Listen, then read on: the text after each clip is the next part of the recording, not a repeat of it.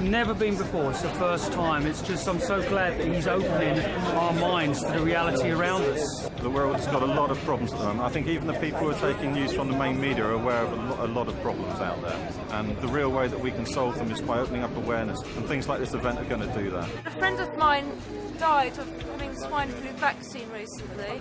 So I want to help as many people realise that you know, this world that we're living is not what we thought it is, and it's quite important that we get the word out. I do believe there is an evil cabal who are interested in power, money and control, and I have a lot of respect for David for not being scared and speaking out against it. I admire him. I think he's very brave.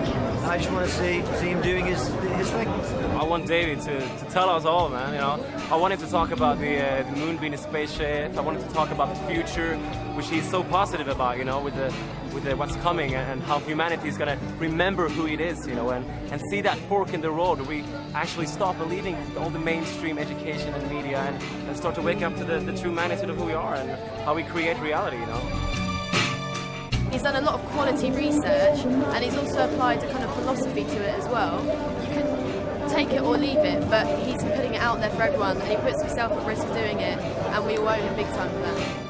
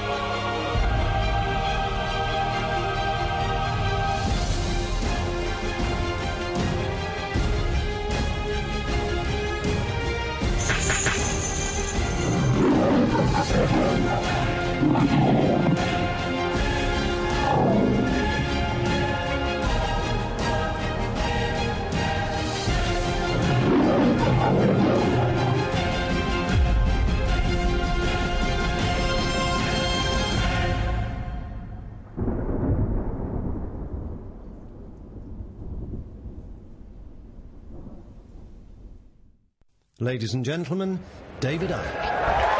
Thank you. Thank you.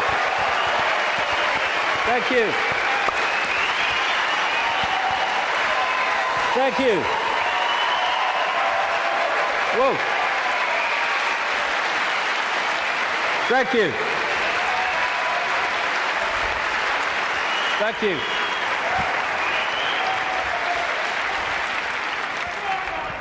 Good turnout then. Crikey. I remember talking to people in telephone boxes once and having room to walk around all those years ago, but amazing things have happened since. My thanks first of all to the extraordinary Linda for putting this event on, and Sean and all the team.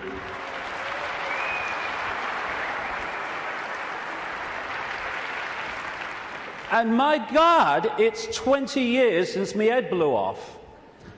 20 years on, I hope I've contributed one thing, and that is to let people realize that if you believe in something, if you keep putting one foot in front of the other and don't get caught in defending yourself or feeling sorry for yourself or falling for the fear that what other people think of you because you're saying something that's different, then if you keep putting that one foot in front of the other, you get somewhere.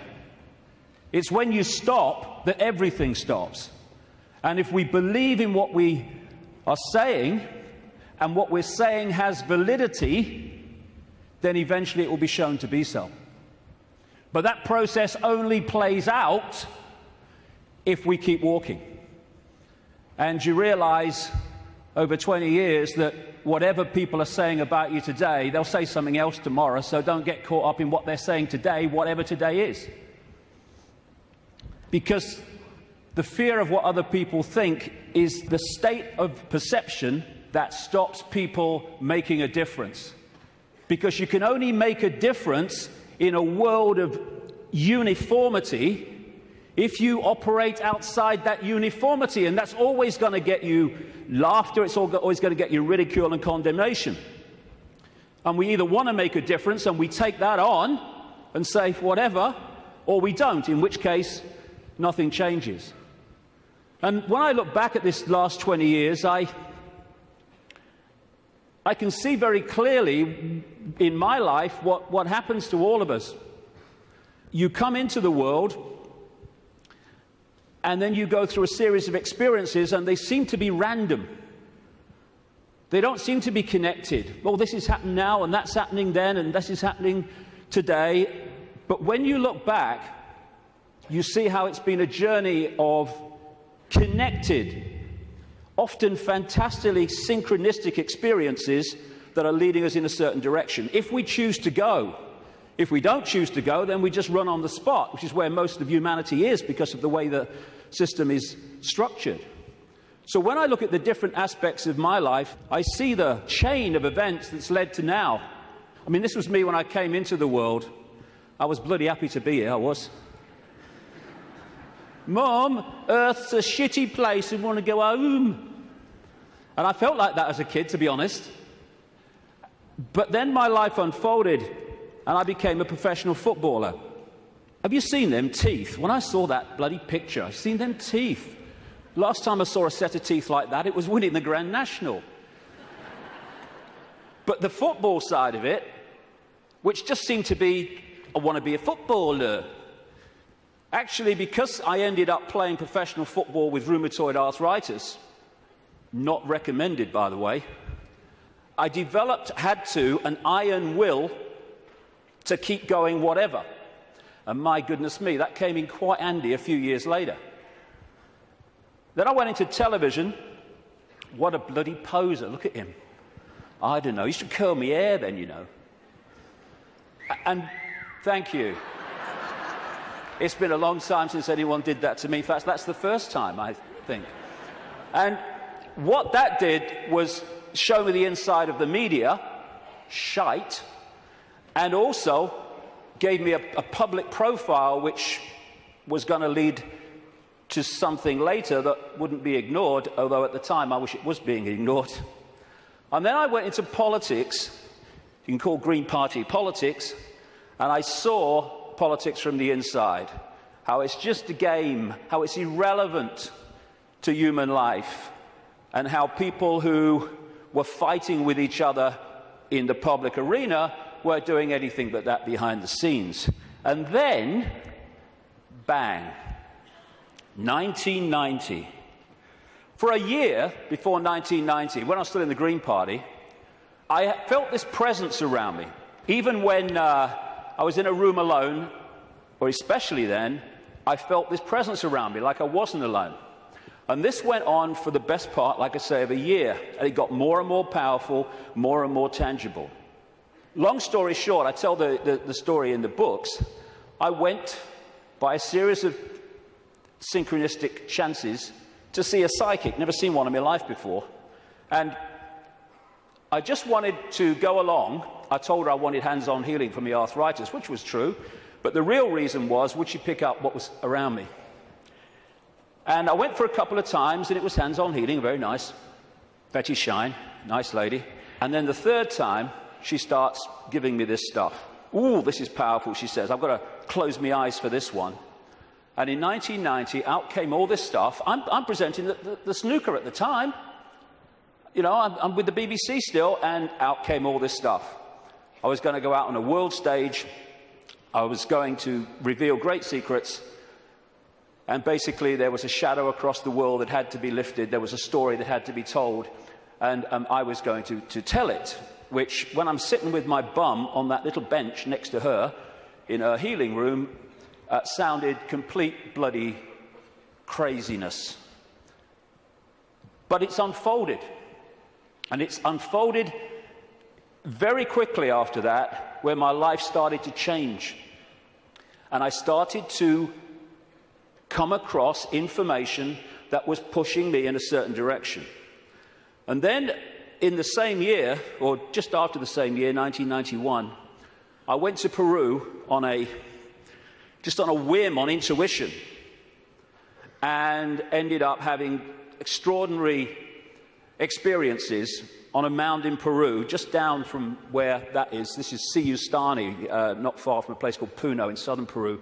Over just out the shot there, on this mound, when this energy was coming in the top of my head, and I was shaking like I was plugged in the mains for about the best part of an hour. And after that, everything changed. It was like a dam bursting in my head, and suddenly concepts, information, perceptions were pouring into my mind. And for about 3 months, if you'd have asked what planet I was on, I would definitely have had to check. And that 3 months was when all this unfolded, what I call my turquoise period. When it was like a computer where you push too many keys and it freezes and says, can't process this, thank you, I'm shutting down. And that's what happened to me basically in that 3 months. And then, after that time, everything morphed back.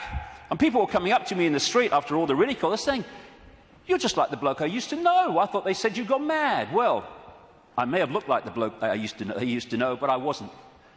I was suddenly seeing the world in a completely different way, and I was asking the big questions. Who are we? Where are we? Why is the world as it is? And from that time, the puzzle pieces started to be handed to me in really synchronistic, amazingly synchronistic ways. One of the, if you like, psychic communications that came through Betty Shine said in 1990, sometimes he will say things and wonder where they came from. They will be our words. Another one said knowledge will be put into his mind, and at other times he will be led to knowledge. Well, all I can say after 20 years of experience since that time is that that famous advert in Britain, it does exactly what it says on the tin, is precisely what has unfolded since then. And that's how the information for all the books and everything has come. Another one was, arduous seeking is not necessary. The path is already mapped out. You only have to follow the clues. Again, it says, or it does what it says on the tin. Exactly that has happened. And it's this process of having insights and then 5 sense information, names, dates, places, documents, people coming to support that insight. That is what has been unfolding for 20 years. That's where the information has come from in the books. And it's been like some force has been handing me puzzle pieces in virtually the order easiest to understand them.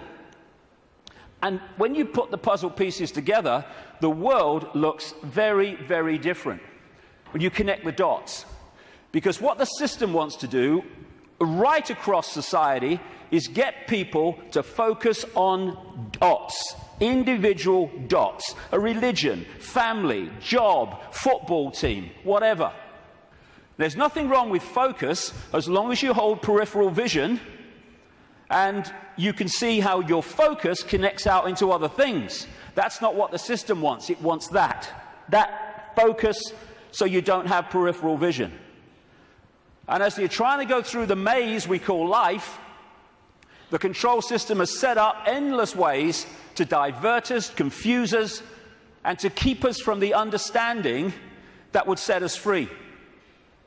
And that's what I want to talk about in the first section today. The idea is to keep humanity constantly bewildered, so we don't know where we are, who we are, what even reality is. But when you connect the dots, and so many of them, as we'll see today, have on the face of it no connection to some of the others, when you connect the dots, the light goes on, and suddenly the picture forms.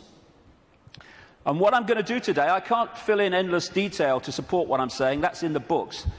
And that's what books are for. Because even in the long, long day that we've got today, and all the hours I'm going to be speaking, I need that time just to connect individual dots and show how they connect together. Because that will make the world we live in phenomenally different to the one that sold us from cradle to grave. The elephant in the living room appears when you connect the dots. When you connect enough, the elephant it's so blatant. But when the dots are unconnected, there's no elephant there because you can't see it.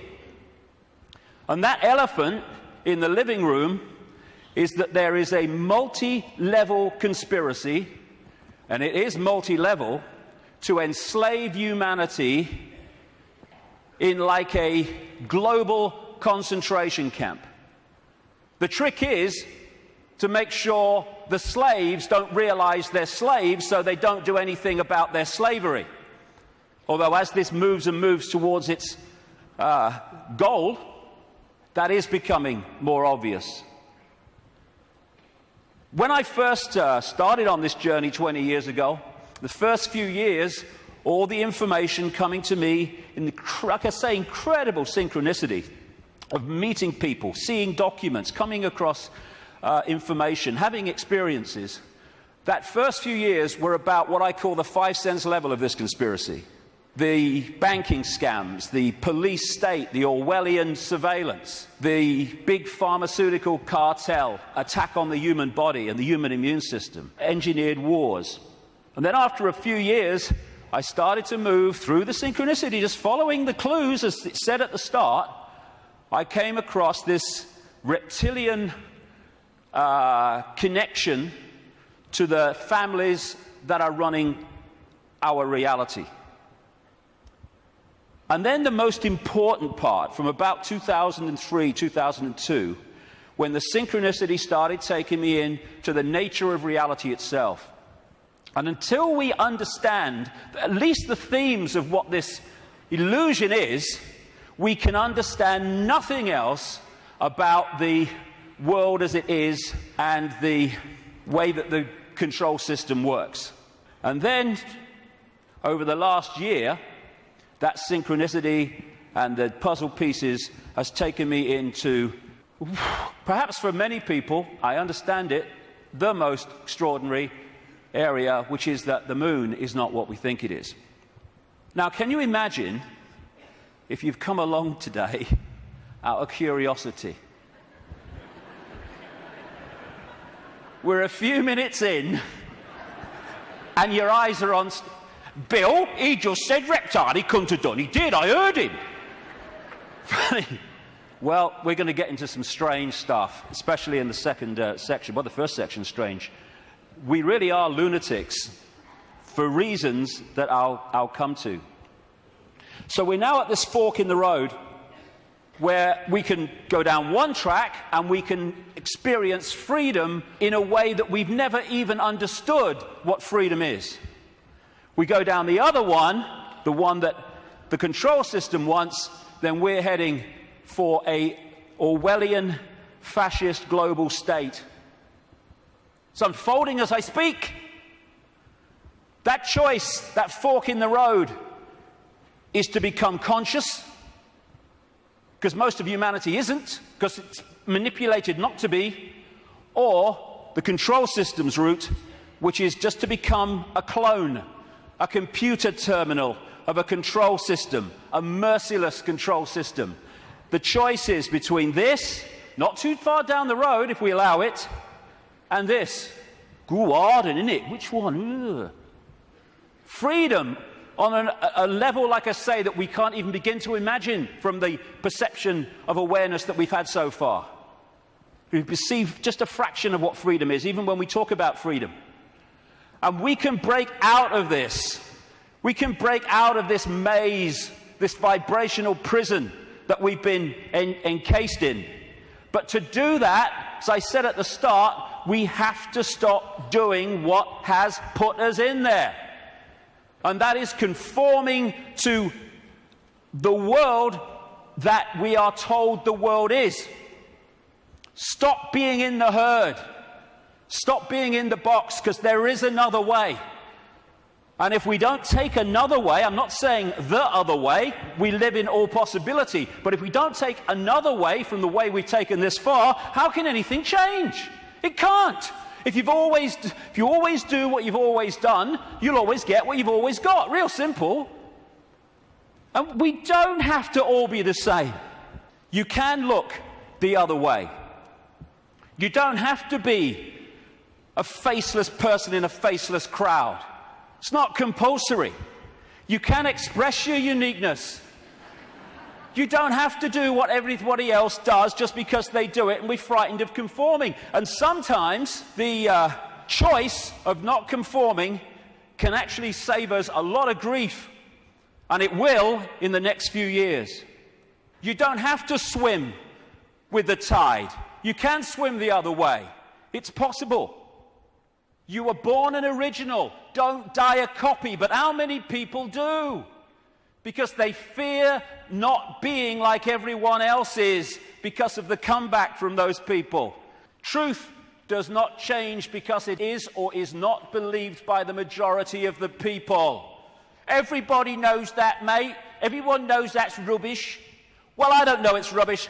That's one less than everyone. We've made a start. As Gandhi said, even if you're in a minority of one, the truth is still the truth. The multitude is always wrong. My goodness, how history has confirmed that. And this is the stadium on which it all plays out, the human mind. You cannot control billions of people physically. You can in certain small areas, yes, with your tanks and your bloody tasers and all that rubbish, but you can't do it to 7 billion. You have to control the way they perceive themselves and the world, and therefore through that make them behave the way you want them to. So if we're going to go down this route of freedom, first of all, we need to free our minds from the programming of a lifetime. Free our minds from the belief that what we're programmed to believe in schools is the truth about anything. It's not there to enlighten us. It's there to program us with a certain perception of reality which we carry through our lives, so we will be good little slaves based on who we think we are and what we think the world is. Free our minds from the diversions and the nonsense and, hey, honey, she's after the car, quick. And while we're doing that, over here, the world is being orchestrated. Not for our benefit either. Free our minds from the belief that the mainstream media is interested in telling the people the truth of what's going on in the world. It's there to do the opposite. It's to tell us the version of reality the control system wants us to believe, so we will respond and react in the right way. Free our minds from the fake change people. I mean, crikey, is there a politician that's actually campaigning anymore that's not saying they stand for change? Change? Yes, I tell you what the change is. It's one guy claiming to be change controlled by the same force that controlled the previous guy. Free our minds from the fake, fraudulent, false flag terrorist events created by the same control system that then tells you how the world must change to save us from the terrorism that they had covertly created. Free our minds from the front men for this control system who are put up to frighten us into accepting changes in society, surveillance and control to save us from people who are front men for the very system that says, let me save you from him.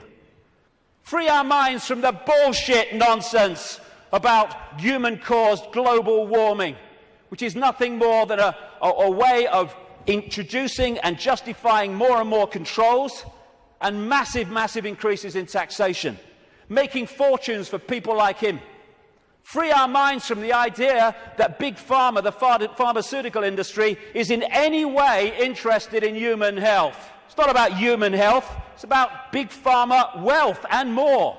Free our minds from the four-letter word that controls the world, fear, that traps us in these vibrational boxes called fear. And free our minds, more than anything else, from the idea that we are Charlie Jones or Ethel Smith. We're just Joe Public. We've got no power. The choice is to become conscious, to realize that Ethel Smith is an experience, not who we are, and choose not to be what the control system is fast trying to create. Since I started writing about this, in some detail 15, 16, 17 years ago about the control system. It's gone from its coming to daily experience. I think this is a symbolic picture myself. That plaque says, George Orwell lived here.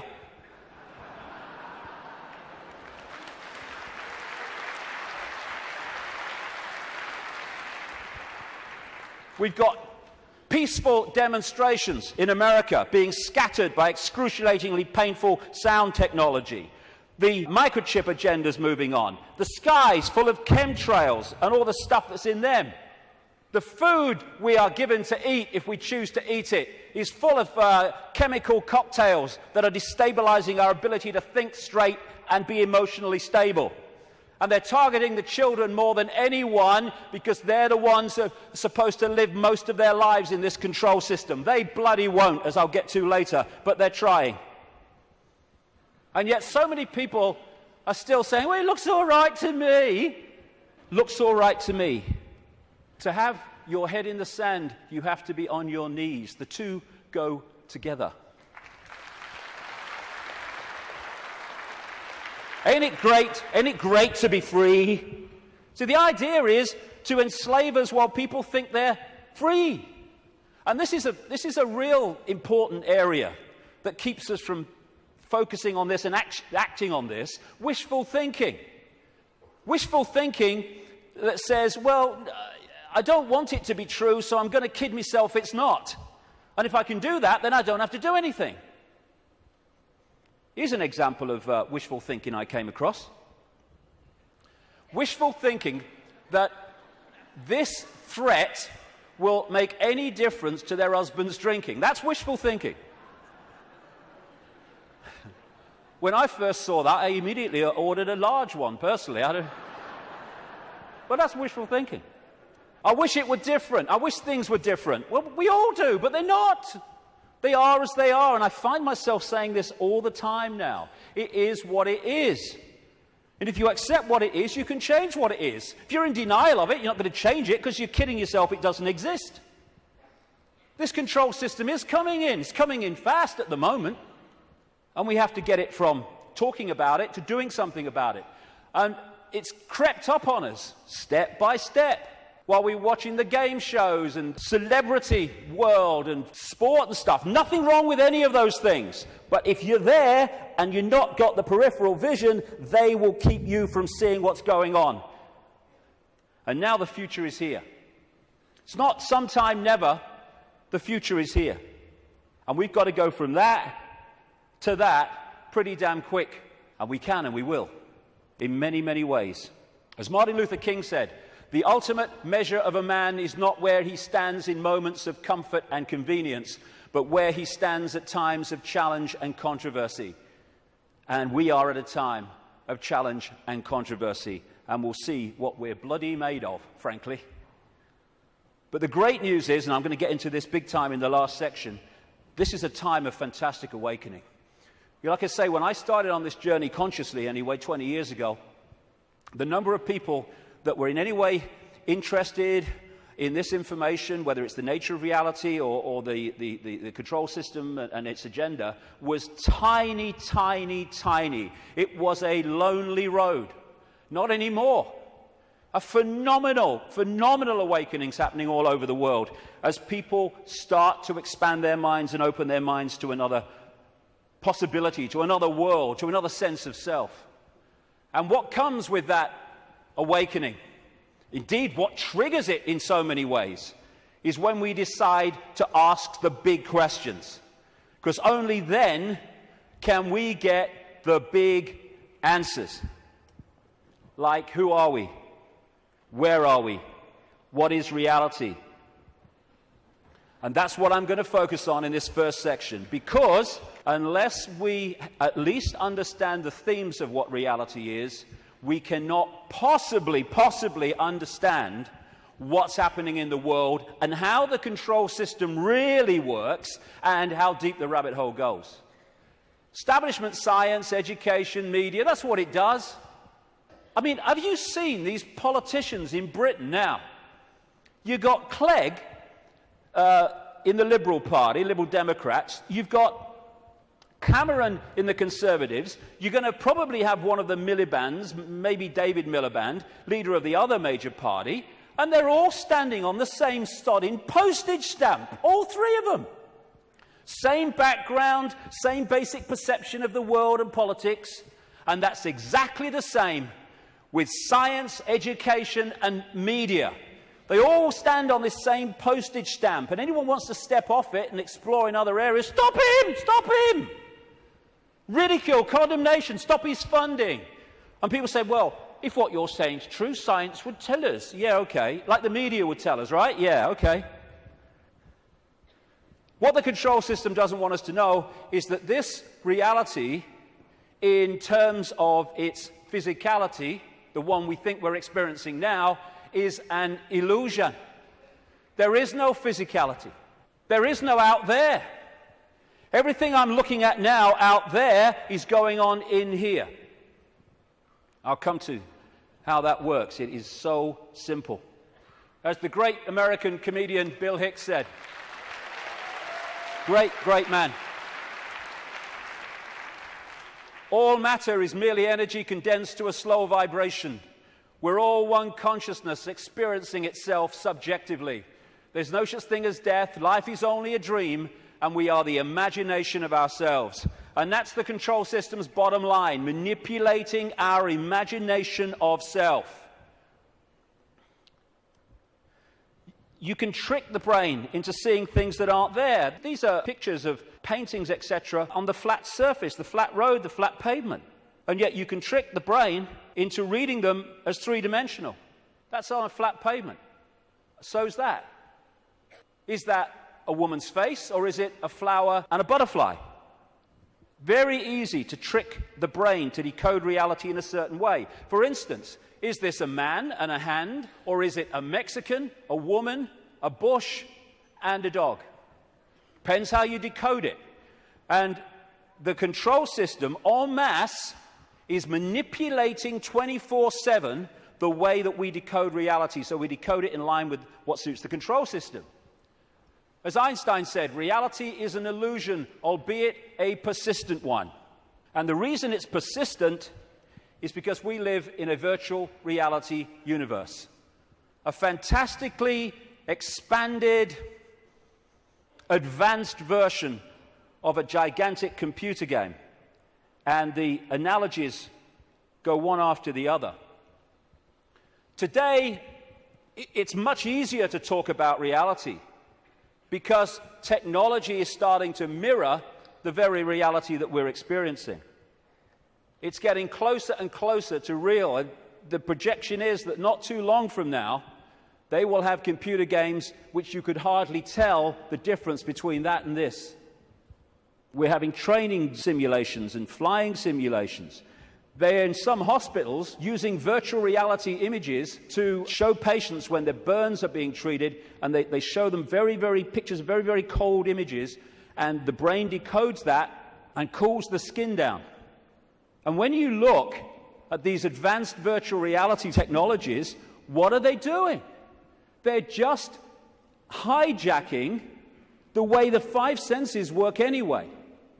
They're using the eyes, they're using through these gloves, the sense of touch and all the rest of it.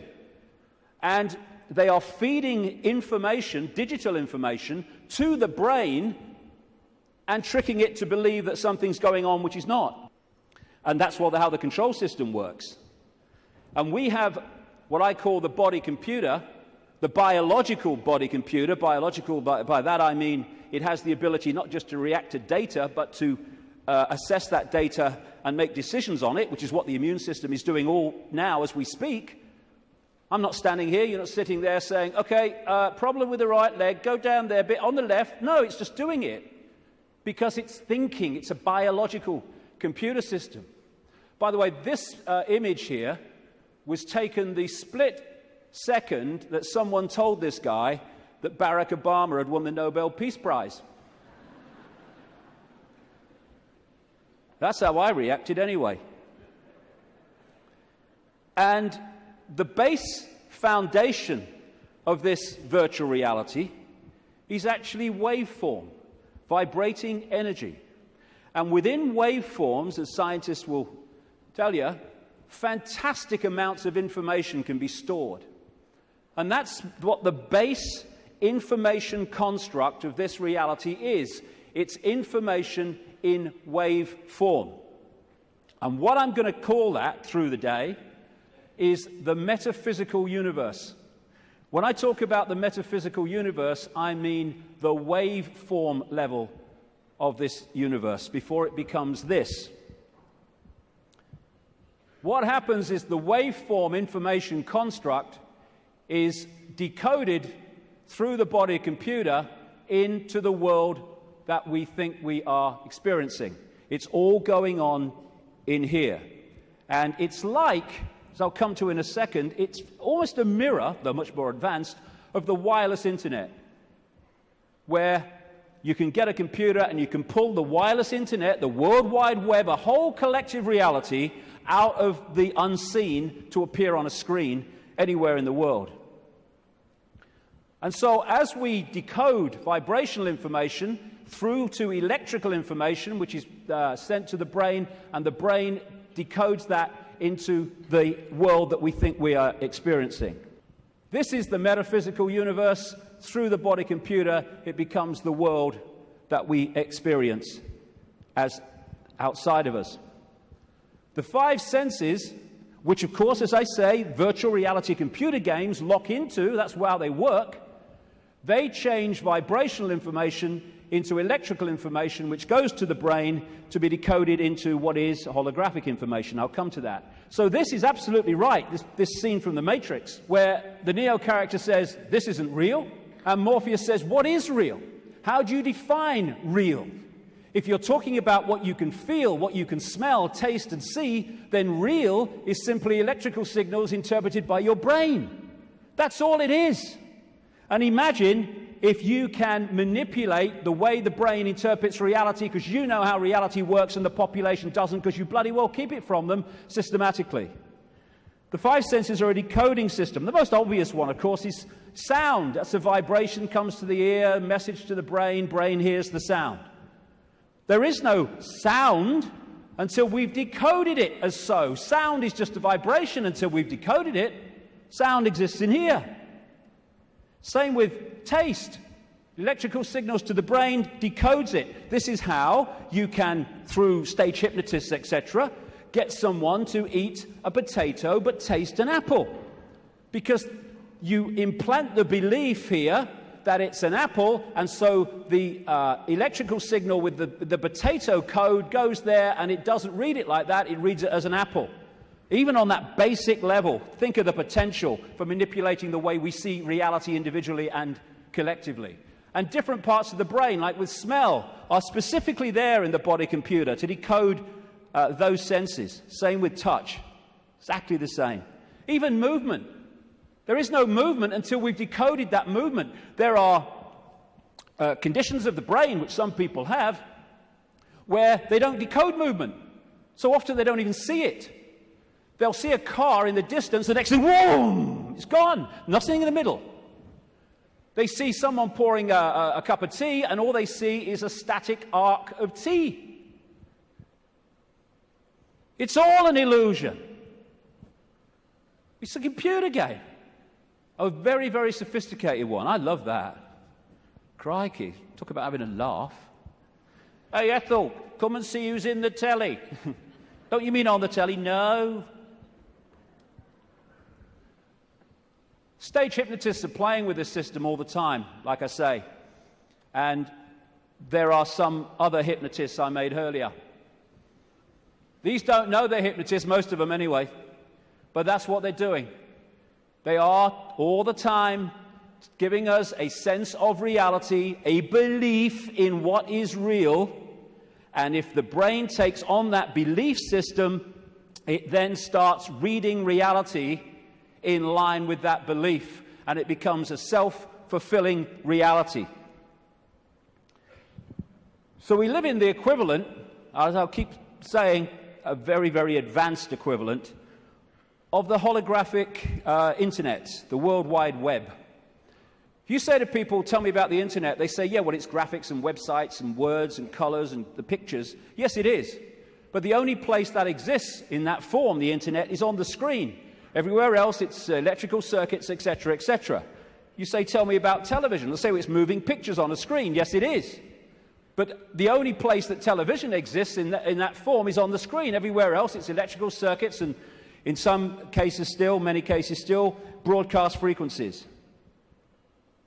And we live in what I call the cosmic internet, where information in the energy around us, I'll come to where it comes from in a minute, is then pulled out of the unseen. Just as these guys sitting out in the open, no wires, no connections, they are pulling the unseen out onto the computer screen. And if you think of it, because people say, well, if you're creating your own reality in your head and all that stuff, why do we all see the same stage? Why do we all see the same car? Well, when you log on the internet in South Africa or Australia or London or America or anywhere, apart from places like China, you log on to the very same collective reality as everywhere else, everywhere in the world. You might choose to go to this website, and if you go to this website, the guy in South Africa could go to the same website that you're on and see the same thing, because it's a collective reality. What happens is that we then decide, do we like this website? What do we think of it? Do I want to go there or do I want to go there? That's how we put our individual spin on it. It's the same when you look out the window and you see the same car going past. But I might like the car, someone else might not like the car. But it's the same collective reality. And the body computer is pulling this reality out of the unseen, just like those laptops. And so you've got in the Matrix movie that scene where he says, the Matrix is everywhere. It is all around us, even now in this very room. You can see it when you look out of your window or you turn on your television. You can feel it when you go to work, when you go to church, when you pay your taxes. It is the world that has been pulled over your eyes to blind you from the truth. What truth? That you are a slave, Neo. Like everyone else, you were born into bondage, born into a prison that you cannot smell or taste or touch, a prison for your mind. I'll get into the nature of that prison in the second section. So what is this universe? It's information. And it's information decoding information. Just as you put a computer disk in a computer, it's information. The information encoded in the computer then reads the information on the disk. That's what we're doing. And that way, we manifest this apparently out there reality. We too, the so-called human body, is energetic, non-physical in its base form. But when it comes through the decoding system, it becomes the world that we think we're experiencing outside of us. It seems to be outside of us. I'll grant you, my God, I look out here, it looks to be outside of me. But it's inside of us. We are creating it through the decoding system in our heads. Now, I'll go into this area in the new book. What I'm saying is that, well, I'm not saying this, scientists are now saying this. At the center of this galaxy is a massive black hole, and the increasing thinking is, and I would say it fits perfectly, is that there is a giant black hole at the center of every galaxy.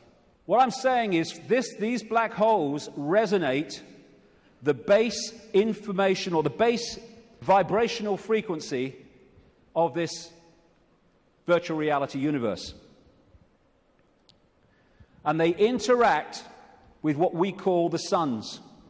In this case, our sun in this solar system, but of course there's suns all over the place. I'm saying that this vibration triggers from the suns, depending on its vibrational state, because it changes, and that answers a lot of things, as I'll come to shortly.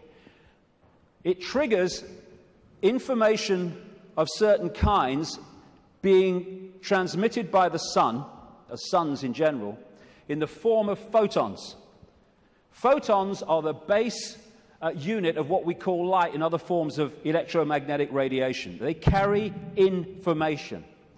These photons being generated out of the suns, triggered by this vibrational base frequency coming from the black holes, create the cosmic wireless internet within our reality. And that's what we are decoding The Earth decodes it. It's photon energy, photon information that is passing through the Earth energy grid. It is photon information, what the Chinese, in their acupuncture disciplines call qi. That qi is actually photon energy. It is information, which the body computer then is decoding into this collective reality. And just like on the internet, where you can see information and receive it, but you can also post information, so we're interacting with this virtual reality universe and changing it subtly as we put our unique spin on things. And we're creating that world that I keep talking about. Now, some scientists over the years have postulated that this physical world only exists when it's observed. I agree. Why? Because of this.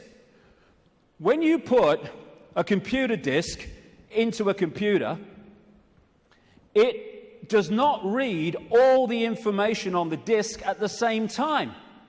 It reads that part that it is observing, whatever that laser's hitting at the time. All the other stuff is still in information form. It's not been transferred to the screen as pictures, etc. And we do the same. When we observe, decode, then we bring it into this reality. But without that, this is just the base vibrational metaphysical universe, which is the basis of all of it. Then no light gets in the brain. So how do we see light? How can I look at that light and see it? No light ever gets in the brain because the brain's decoding information into that light. So when you see things like in the Matrix movies, those lines like, there is no spoon. It is not the spoon that bends, it is only yourself. Exactly. Because the only place the spoon exists in physical form is in here. And you bend it by bending the way you decode reality. Miracles are simply overcoming the programming of what's possible and not possible. You know, we are, of course, programmed to believe that when you walk through fire, you get burned. And if you walk through fire or hot coals with that belief, that decoding state, you'll burn your bloody feet. But as so many people have shown, if you can go into another state of consciousness and override that, you can walk across hot coals and not feel a thing. Why? Because an illusion cannot burn an illusion unless you believe it can. There are no miracles. There's just understanding how to manifest all possibility. And that understanding comes from the fact that we acknowledge, we understand that we are consciousness. Disembodied, no form awareness, having an experience. Like a Central American shaman said, we are perceivers, we are awareness, we are not objects, we have no solidity. We, or rather our reason, forget this, and thus we entrap the totality of ourselves in a vicious circle from which we rarely emerge in our lifetime. And that vicious circle is what the control system wants to keep us in, because then we're controllable. If we understand who we really are, what we really are, it's impossible to control by a bunch of control freaks. The body is the way our awareness experiences this reality. If I want to interact with this reality, which is a frequency range, I have to have an outer shell, we all do, that vibrates within this frequency range, because our consciousness is vibrating much too quickly. It's like Radio 1 trying to make connection to Radio 2. They're on different wavelengths, never going to happen. So we take on this outer projection we call a body, and therefore I can pick this up and interact with this reality. What the control system wants us to do is to believe that that projection, that vehicle to experience this reality is who we are, because then we go from, I am all that is, has been, and ever will be, I'm Charlie Smith, I'm Ethel Jones, I've got no power. It's the whole bottom line of it. We say I'm going on the internet. We don't go on the internet. The computer goes on the internet, and we observe the internet through the computer. And our mind-body is the vehicle to experience this reality. That goes on the internet. Consciousness, the real us, observes, just like the World Wide Web, observes the internet through that vehicle. And like I say, the idea is to get us to think that we're that and not that. I had a vision when I was sitting in the bath a couple of years ago now, maybe. And I've asked my great friend, the brilliant Neil Haig, to knock this up from what I saw. I'm sitting in my bath, and I saw billowing energy, yellow, kind of white-yellow energy. And I took that immediately to be consciousness. Then an eye appeared in the energy, the consciousness, and then a telescope appeared. At the end of the telescope was this reality, the Earth, the solar system, whatever. The last movement was for the telescope to morph into a human body. And that was so profound in the sense of that's how it works. And because of the limitations of this focus, we see ourselves, if we don't stay in contact with that, in very limited terms. Death is just putting the telescope down. Well, I've had enough of that. Earth's a shitty place. Hello, all right, I'm back. You never went away. The computer's here. We are observing through the computer. And I want to make the difference, because this will go through the day, the difference between consciousness and what I call the mind. Everything is the same energy in the end, because it's just one unified awareness I call the infinite. But it takes different expressions. Consciousness is the ocean. All possibility, all that is, all awareness. And the mind is like a frozen, denser expression of that, and therefore has great, great limitations in terms of awareness and perception compared with that. And one of the reasons is to interact with this reality, which is much denser than consciousness, we have to have a denser conduit, which we call the mind-body. Therefore, it has to be more limited than consciousness itself. This guy, Ramana Maharshi, a man who lived in India and meditated for most of his life on a mountain in India. I've actually been there. Nice place. He said, mind is consciousness which is put on limitations. You are originally unlimited and perfect. Later, you take on limitations and become the mind. Or as Einstein put it, a human being is a part of the whole called by us universe, a part limited in time and space. He experiences himself, his thoughts, his feeling, as something separated from the rest, a kind of optical delusion of his consciousness. And that optical delusion comes from looking through the lens, the telescope. And what it does, and I keep saying the control system is structured exactly to do this, it puts us in a false identity. One that doesn't think all possibility, it thinks limitation, I can't, that's not possible. And if you want to control people en masse, you want them in that mode. I'm not David Icke. David Icke's my experience. It's a name for the experience I'm having at the moment. I am all consciousness, all awareness. All that is, has been, and ever will be, and so is everyone else in this room, everyone else in all the realities of this infinite world that we live in. We are all possibility, and that's our base state. I don't care who you are, what you've done in your life, what regrets you have, how successful you've been. Your base state is all possibility. And I've only taken psychoactive drugs once, well, 1.5 times. The main one was in Peru when I took something called ayahuasca in 2003. And for 5 hours, I had this voice, as loud as mine is now, took female form, talking to me about the illusory nature of reality. And when I came back out to Britain, it happened in the Brazilian rainforest, I started following up names, dates, places type information, what I was told. And it was extraordinarily accurate. It's amazing that mainstream science has sussed most of this, but doesn't realize it as, because all the disciplines don't talk to each other. When you connect the dots, you realize they've already established that this is an illusion. But that doesn't go down well because it's too close to the truth. And how I experienced that state beyond this world, beyond vibration, was as stillness and silence. And that's what all possibility is, the stillness and the silence. There was a great line that voice said to me when it was explaining the nature of reality. It said, if it vibrates, it's illusion. If it vibrates, it's illusion, because our core level is stillness and silence. I experienced that. Amazing feeling. There are no negative emotions, there's no fear, there's no worry about not making the rent and all this stuff. They've all gone in that realm. And people think of nothing. All that is, has been, whatever can be. That's all potential, all knowing. And everywhere and nowhere. People think that's a paradox. You can't be everywhere and nowhere, but you can in all possibility. In all possibility, everything is possible. So everywhere is nowhere. Nowhere is everywhere. Everything and nothing.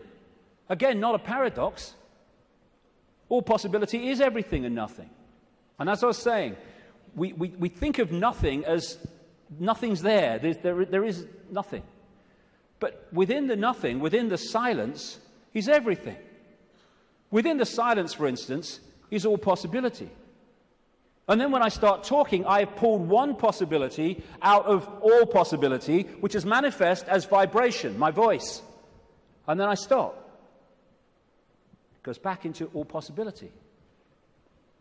We don't think that this building is defined by the nothing. We think it's defined by the something. But the something is only there, and this building is only in its form because of the no thing, apparently no thing, in between what we perceive as the something. The silence is, this is why when people are in silence, they go somewhere else. And so many people are frightened of the silence. Get in the car, whack the record on, get in home, put the telly on, noise, hold you in 5 sense reality. When people go into the silence, that's when they get their insights, because they're accessing other levels of themselves beyond the 5 senses. So out of the no thing comes the realm of form. This is something called cymatics. If you go on the internet, you can see it, videos of it, like YouTube. What they do is they put particles on a metal plate and they play sound across it. And it's incredible. It just forms into these amazing geometrical shapes just because of the sound. And when the sound stops, boom, it all goes back to all over the place. And then the sound changes and another form comes in. And these worlds of form, frequencies, vibrating frequencies, are created in this way, out of all possibility. And there are endless, infinite realms with different so-called laws of physics, different challenges, different experiences, all vibrating at different speeds and therefore able to share the same space. All of these different realms are sharing the same space that I'm sharing now, just as all the radio and television stations broadcasting to this city are sharing the space that I'm sharing now and the space that they're sharing with each other. So we live in a frequency range, and that frequency range is dictated by the range of frequencies that our body computers can decode. And it is extraordinarily tiny. We're virtually blind in terms of what exists. The vast majority of this universe is what scientists call dark energy or dark matter. And they call it dark not because it's pitch black, but because we cannot decode it. Therefore, it is not in our realm of experience. We have to work it out by its impact on things that we can see. And the electromagnetic spectrum is 0.005% of what is projected to exist in this universe. And visible light, which is the only frequency range that we can decode, is a fraction of the 0.005%. So this is it. Visible light. This is our world. And we look out and we think we can see everything. But we can't. We can see what we can decode. And therefore, we operate within a dimension, we might call it, and it's penetrated by other dimensions, which allows those other dimensions to interact with ours, which I'm going to get to in the second section, because that is fundamental to the control system. What we're doing is we are putting our focus of attention into this reality through the body computer, and therefore this seems to be the only world that exists. But the space we're occupying is teeming with life of endless varieties. So if we come into this world of mind and we hold a connection to consciousness, we are in this world physically and we can experience this. Want to go down the pub? Yeah, let's have a beer with you, yeah. But we're not of this world in terms of the point of observation. We are in this world, but we're observing it from here. We can see things here that this can't see. And that's why the control system has to keep us here. And a structured society to make that happen. To keep us in bewilderment by being only able to decode and experience reality through the five senses. And once you are in the five senses, and you're not getting inspiration, insight, intuitive knowing from higher levels of your consciousness, where do you look to get a fix on who you are, where you are, and the world you're living in? There. And who controls that? The control system that controls the media, politics, education, science. The idea is isolate us in the five senses, isolate us in body-mind, and then program the body-mind to see the world that suits the control system. Time and space are just information within the metaphysical universe fabric, the vibrational fabric, which we then decode into what appears to be time and space. There is no time and space. When you put a disk in a computer, it's got information on it. You put it in the computer reads it. On the screen, you see time and space, or what appears to be time and space. But all it is information on the disk being read by the computer and being put on the screen. That's what we are doing all the time. Time's an illusion. And my goodness me, if we fall for that, then we totally get encompassed by time, that time exists. You can say it's 1 o'clock, I've got to meet someone at 1 o'clock, so you're there at the same time, and synchronize that. But all along, you know that it's just a construct. It's not part of you this time. Because no time is where consciousness operates. And if we operate completely connected to time, then by that very nature, we're going to disconnect from consciousness, which is on another level of perception. Our time is just crazy. You cross an invisible line in the ocean, you go into tomorrow, you go the other way, you go into yesterday. There is only the now. That's all there is. People say, no, there's the past and there's the future. Well, okay. When you think of the future, where are you? You're in the now. When you think of the past, memories, where are you? You're in the now. These are constructs. These are perceptions. They're not real. Only thing that's real is now.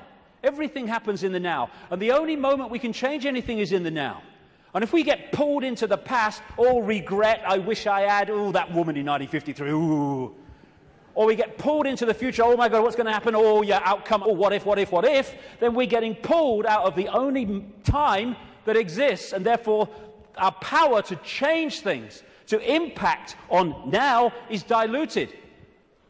And we are absolutely dominated by time. What's the time? Oh my God, is that the time? Oh my goodness, what's going to happen? Are you going to get time? Oh, I'm late. And yet, the now is the only thing that exists, and time, like space, is a perception. It is part of the construction of reading. You could see time in a way like a disc, like a DVD. What you've seen in the film is your past, as you perceive the past. What you're looking at in the film at that moment you perceive as the present, and what you've yet to see in the film you perceive as the future. Yet all that information exists on that disc at the same time. Whip back a bit, you've gone into the past. Whip forward, you've gone into the future. And I've been talking for years about the time loop, as I call it. wrote a book with that title. And it's not really a loop, but it does can express itself like that in the play-out world of so-called physical reality. And we go round and round and round, and it comes back to the start. And we think we're going forward, but because we're only in it for a certain section, we think we're going forward. If we stayed with it, it will come basically back to the start. It's like a place of experience, and depending on what we wish to experience, depends on what part of the loop that we decide to experience. Because, as I said earlier, this vibration, and by the way, this vibration coming out of the black holes vibrates in the now. It doesn't move through time. It carries the encoded information that we decode as time, but it vibrates in the now. But it doesn't vibrate just the same forever. It goes through a cycle, a vibrational cycle, changes. And as it changes, it elicits different information from the suns, which we then decode. And as we do so, the world moves on, experience moves on through different epochs. You look at the ancients around the world, and they invariably see time as secular. You have, of course, the famous yugas in Indian belief, Hindu belief, where the world goes through different cycles. You have a golden age when everything is expansive and everything's fully integrated and connected. And then you have other yugas which are suppressed, and you have control, and you do not have the expansive awareness that you had before. It's a different kind of experience. And so as this vibration changes, it takes this reality through a cycle and then comes back again. This is where all these yugas come in. And what happens is the left half of the brain particularly decodes this information, which is vibrating in the now. It decodes it into a sequence. It's what some brain scientists call the left brain a serial processor. And it's this sequence that it puts the information in that appears to be the passage of time from past to future. The quicker it decodes it, the quicker time seems to move, the slower it decodes it, the reverse. This is why, as Einstein said, if you're in the company of a beautiful woman, time can pass very quickly, but if you're in a dentist chair, it can pass very slowly, because your brain is decoding reality in a different way, putting it into a sequence in a different way. And so the time loop is actually just the decoding of this changing vibration, changing information. And again, if you can hold connection to out there, you can be in the world and not of it. If you're not, you're literally caught in the loop, and that's where most people have been for a very long time. Now, as I say, the body is a biological computer, and I'll get through this part pretty quickly because I've been through this before in talks and stuff, but it's very important to keep connecting the dots. So, the body computer is our vehicle to experience this virtual reality, consciousness to experience it. It's like, you want to go to experience another planet, you need an outer shell. As I said earlier, we need an outer shell vibrating within the frequency of this reality. And this is what makes racism so ludicrous, so insane, such a confirmation of ignorance. Because it's just a vehicle to experience this reality. And racism is the final confirmation that you are caught in five-sense reality and have not a clue of the nature of what we all are, racist and non-racist, and that is consciousness. Humans, we think we're humans. We're human. Humans are like a software program. We're not human. We're experiencing being a human. We are consciousness having that experience. As this article in the San Francisco Chronicle said, DNA is a universal software code. From bacteria to humans, the basic instructions for life are written with the same language. And there are four codes, A, C, G, and T, or in my case, G and T, G and T, G and T. I like that one. It's in my DNA. And how these codes are in relation to each other decides if the outer shell is a human, a mouse, a virus, anything. And it very much connects into those green codes on the computer screens in the Matrix movies. And the body computer, biological computer, has the ability to think and assess for itself, ticks every box when you go through it. The reason they're now talking about connecting the brain to desktop computers is because they are connecting two computers. One far more, infinitely more advanced, yes, but two computers. That's how it's possible. When the computer won't work, won't turn on, won't process, we say the computer's dead. You drop a computer from a top floor, it will smash and it will be dead. You drop a human computer, it will smash and be dead. Because that's all that happens at death. The computer dies. We don't bloody die. There is no death. We're consciousness, infinite consciousness. The computer goes into sleep mode just to tick over. We go into sleep mode just to tick over. We have antivirus technology in computers to seek out the viruses that are a danger to the computer's systems and what you might call health. We have a phenomenal antivirus system we call the human immune system, which does exactly the same. And when you have a virus system and a new virus comes up, they have to update it because it can't work out how to stop it, because it's not been programmed to. This is updated by reacting and then integrating that so that the next time that comes, it can deal with it. This is an enhanced photograph taken at the Necker Hospital in Paris when they put tracer dye into the acupuncture points and then photographed it.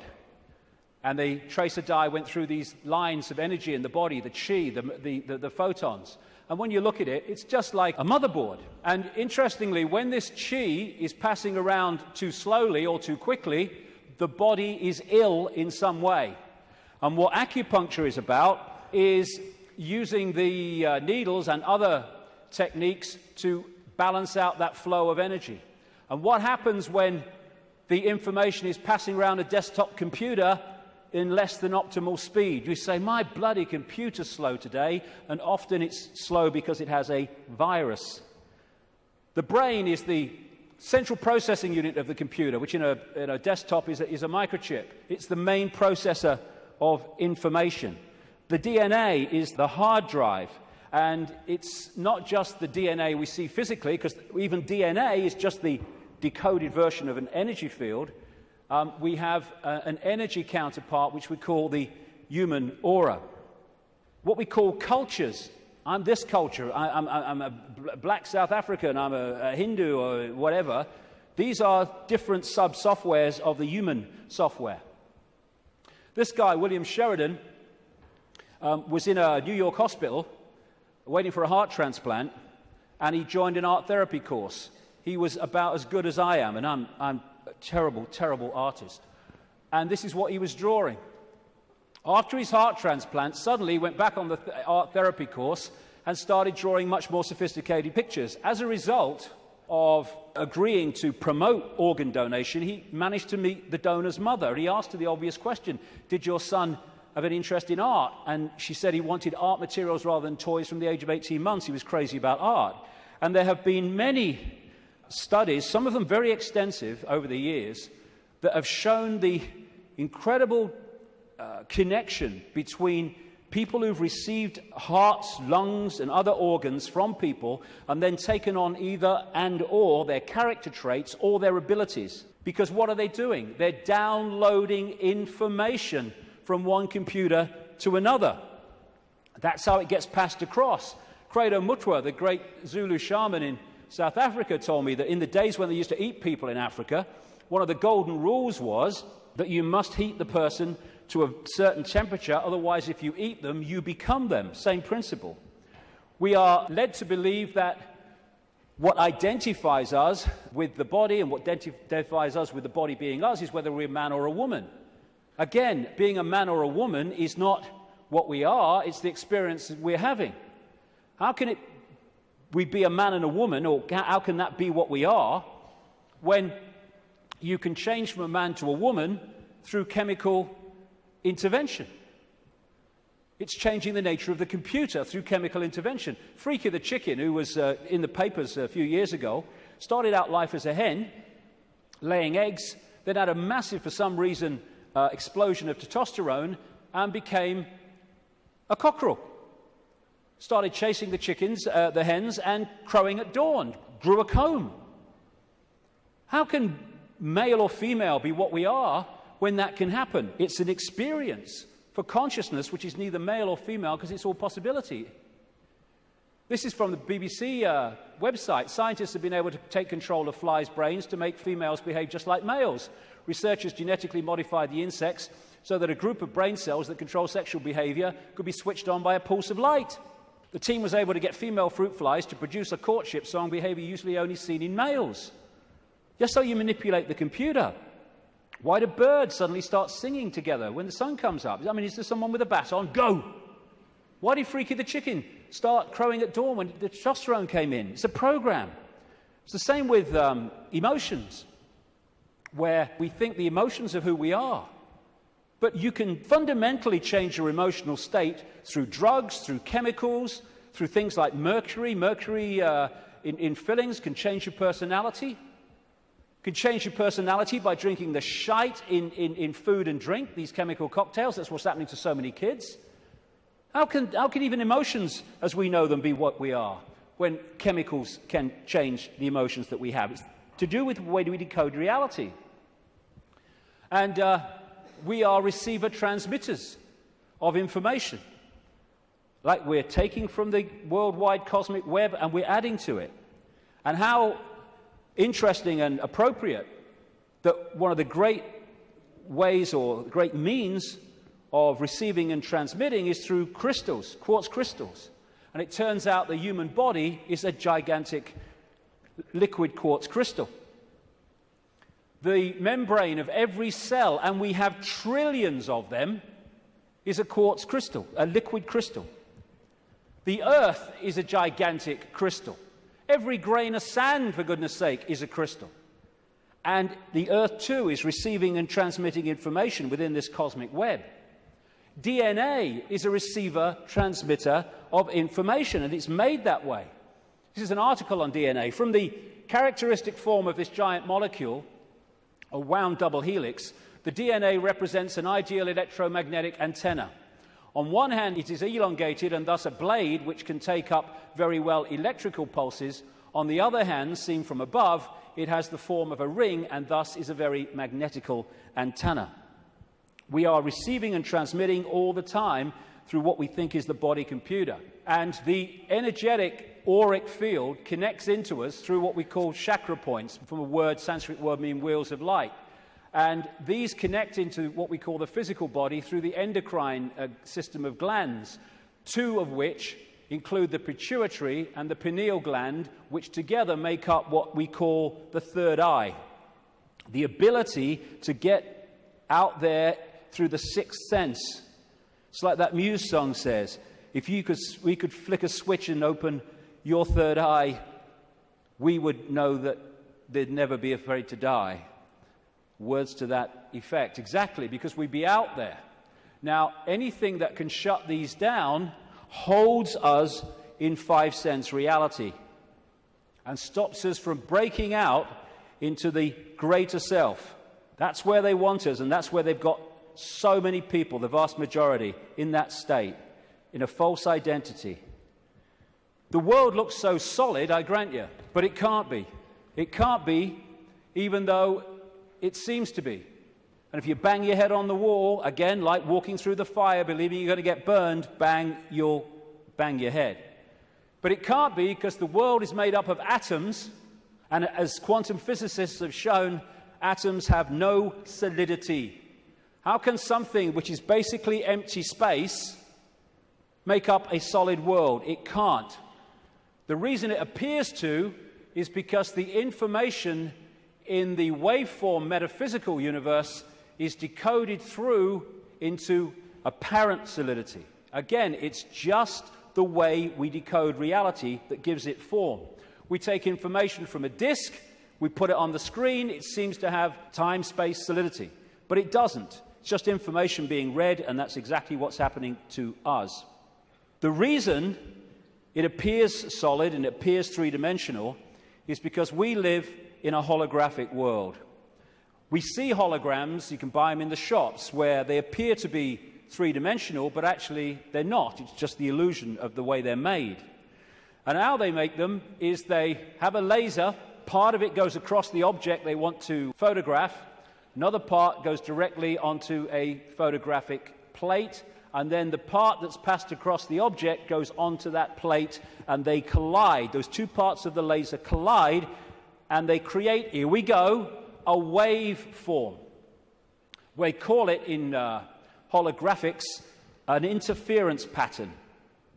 It's like dropping two pebbles in a pond, and then the waves they create collide, and that is a waveform representation of where those pebbles fell, how heavy they were, how high they fell from, etc., how big they were, etc.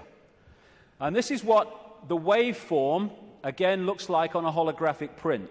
It's information. It seems to be nothing. It looks like a fingerprint, appropriately, actually. But what is it? But you fire a laser at that, and suddenly a three-dimensional, and the best of them, a very solid-looking image comes up. This is how we create our reality. It's holographic. This guy is in an Australian city, I think it was Melbourne, but he was projected as a hologram onto a stage in Adelaide. This is one that CNN did. So we are creating a holographic version of this information, just like a hologram does in our heads. That's where it comes from. It's this construct.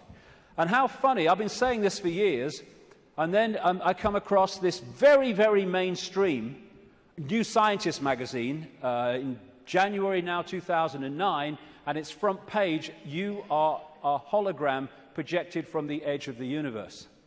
You don't need to go through great swathes of academia. In fact, it's often the worst thing that can happen, because it puts you in the box on the postage stamp, often, to understand reality. You just have to access that which is all around us, containing that knowledge. And then you have the question, how can something be a waveform and a particle at the same time, which is what quantum physics has found and gone, what? How can that be? Very simple. When you're creating a hologram, the waveform doesn't disappear when the hologram projects itself. They both exist at the same time, the information construct and the decoded holographic form. The particle and the waveform exist at the same time. It's so bloody simple. People think it's so complex. One of the great things about a hologram is that every part of the hologram is a smaller version of the whole. So if you cut a holographic print into four and put a laser onto the four pieces, you don't get a quarter-size version of the whole picture, or a quarter-size part of the whole picture. You get a quarter-size version of the entire picture. And because of that, this is why these things happen. This is why reflexologists can find points on the hand and the feet and elsewhere that relate to different organs and parts of the body. This is how acupuncture can do it, and reflexology with the points on the ear. Do something here, it affects the heart. Do something here, it affects the liver. Because it's a hologram, and it must be like that, because every part of the hologram is a smaller part of the whole. Holographic blood, this book by an American physician called Harvey Biggleton, I went to see. He has found holographic images in the blood. And I looked through one of his really powerful microscopes, and as he increased it and increased it and increased it, my blood went from blood as you would perceive it to quartz crystal when you got it to the most powerful level. That's what we are, crystals. So because we live in a holographic reality where everything is a smaller version of the whole, that's where we get the theme of as above, so below. That's why the human energy field is mirrored by the earth energy field. Because we are a smaller part of the earth hologram, and the earth hologram is a smaller part of the greater hologram. And on one level, this reality is digital. And they're creating now, and this is extremely relevant to what I've been saying, they're creating now digital holograms that operate in a slightly different way to the holograms we've had before. And some of these digital holograms, that's one, are being used at promotions to sell products and stuff. And people are frightened to walk through the hologram because it looks so solid. And that's what this is, digital holograms. Digital holograms is the reality that we're experiencing in what I call the play-out world. And this is why numerology works. Numerology can predict things and it can make things happen because it is working on this digital level of reality. Computers work on binary systems of on-off electrical charges, just symbolized as 1 and 0. They're now starting to develop trinary computers with a third number. And the human brain works how? On binary and trinary on-off, etc. electrical charges. And of course the A, C, G, and T codes of the DNA all connect into this. So while in the Matrix movies we saw the projection of beyond the physical world, it was a digital world, so is ours. That's exactly what it is. And like I say, scientists are not sussing any of this stuff in terms of the mainstream because they focus on their own discipline, their own individual dot, and they don't connect the dots, and therefore they can't see the picture. I watched a program the other day. It was a mainstream science program, and it asked the question for at least an hour. I think it was an hour. What's the biggest number? And they were going into these bloody numbers that went on and on and on and on, disappearing up there, trying to work it out. Well, I'll tell you the biggest number. That's the biggest number. Infinity. There is no biggest number. There is only all possibility. And numbers are the digital level of this reality. And because of that, numbers represent vibrational states. As a result of that, you can manipulate reality through numbers and numerology, because you're manipulating that level of the decoded construct. So what does all this mean? We live a false identity. We think we're humans when we're consciousness. We're multi-leveled awareness, not just the body, consciousness. And some near-death experiences have experienced and then come back to tell the story of what they've experienced when they've been through. Sometimes they experience it as a tunnel and then come back when their body releases the consciousness for a short time. And this is one that encapsulates all of it. He said, everything from the beginning, my birth, my ancestors, my children, my wife, everything comes together simultaneously.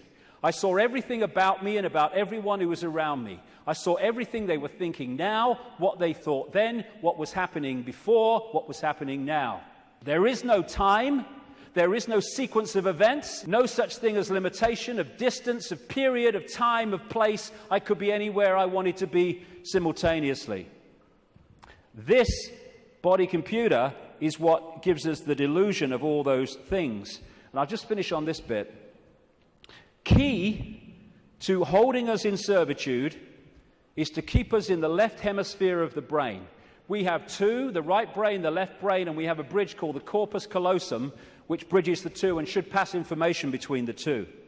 And the right brain, they are very, very different states of being. The right brain is the out there, the creative, the connection with all that is. The left brain is what deals in numbers, in language, in sequence, and puts everything in hierarchical structures and all the rest of it. And what the system wants, it wants us in there. Because when we're in there and not in there, we are there. And the whole system is structured to put us there. The education system, everything. I found this, different functions of the right and left brain.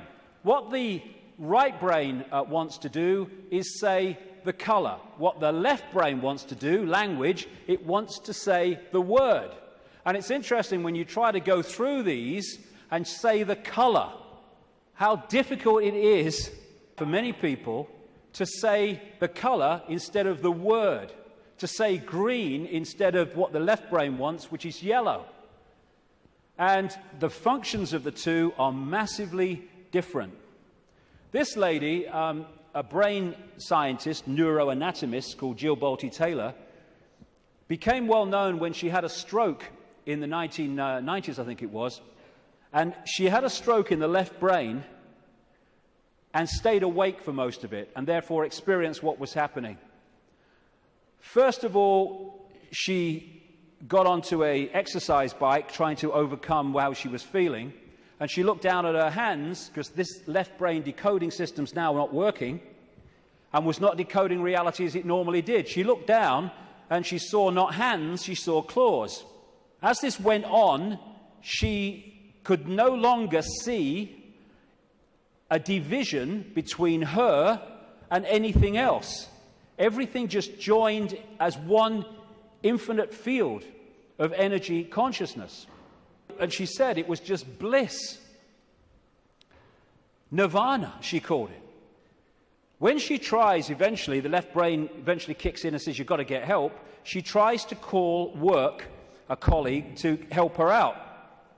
Took her 45 minutes, I think she said, a long time, trying to go through these business cards to find the number, because when she looked at them, she couldn't see numbers and words anymore, because this wasn't decoding reality as it should.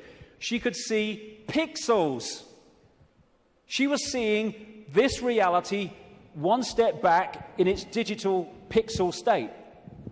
Eventually, through following the squiggles, she says, she managed to ring the number. And when the guy, he must have said something on the other end, like, hello, all she heard, she said, when he picked the phone up was, woof, woof, woof, woof. And then she said, I tried to say to him, hey, this is Jill, I'm in trouble.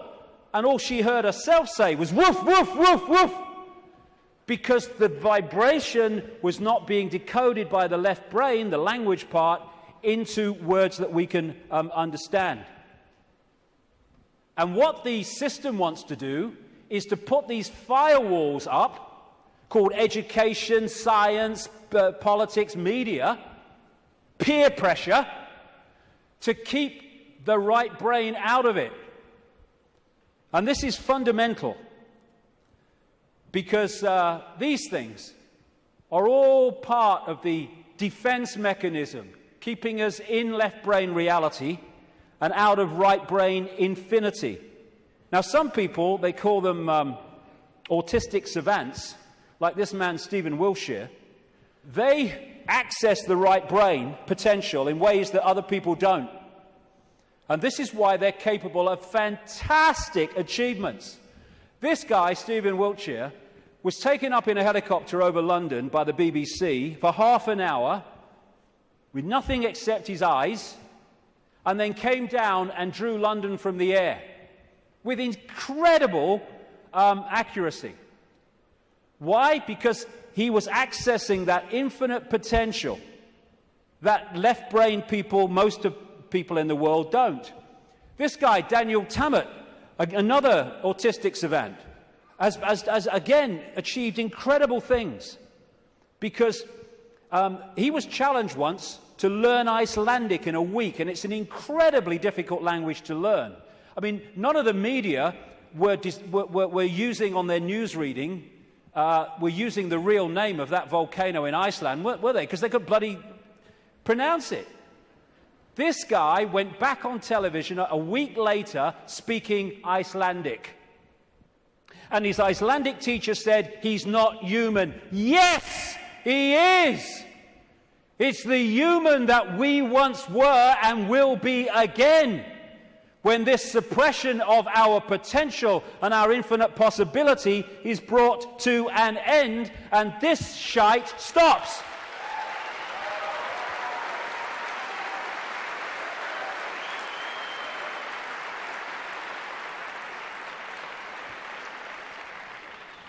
We worship the intellect. Oh, he's got a great mind. Oh, he did this at Oxford. Oh, he's gone to Harvard. Mind is such a low level of awareness. It's supposed to be a vehicle for experiencing this reality, a servant of consciousness. It's become our master. It's become something to worship. And that's the isolated intellect. That's the isolated intellect. And so we reach a point. This fork in the road is, are we going to be consciousness or mind? Are we going to be all that is or little me? It's not really free your mind, it's free yourself from mind. That's why society is structured to completely engross us and swamp us in things to occupy our mind. Open your mind. Become all that is. Infinite love is the only truth. Everything else is illusion. What is infinite love? All possibility. Infinite possibility. Choice between the head, thinking, intellect, and the heart, knowing, wider consciousness. Then we start to access this wider information and see the world from a completely different level. We then start to access, once we get out of mind, all these other realities that are there to be accessed and perceived and to glean insight and information from, that have been denied by being encloseted and enclosed in mind. As William Blake said, if the doors of perception were cleansed, everything would appear to man as it is, infinite. The control system's game is not to have that cleanse happen. René Descartes, the French mathematician and philosopher, defining who we are, said, "I think, therefore I am."